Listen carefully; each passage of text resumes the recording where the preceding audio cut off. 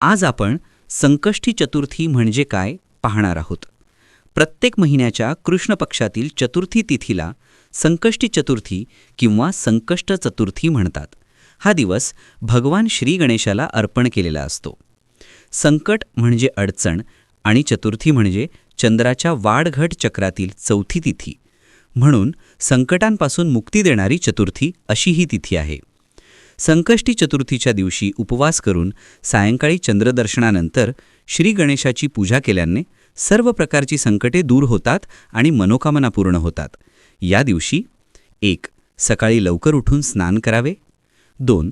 भगवान गणेशाचे ओम गंग गणपतये नमः हे मंत्र जप करावे. 3. दिवसभर उपवास ठेवावा. फळाहार चालतो. 4. सायंकाळी चंद्रोदयानंतर चंद्रदर्शन करून गणेश पूजा करावी. 5. संकष्टी गणेश चतुर्थी कथा ऐकावी किंवा वाचावी. 6. चंद्राला अर्घ्य अर्पण करून नंतरच उपवास सोडावा.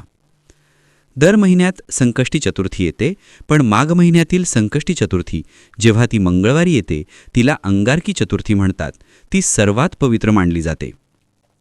भगवान गणेश हे विघ्नहर्ता म्हणजे अडथळे दूर करणारे आहेत.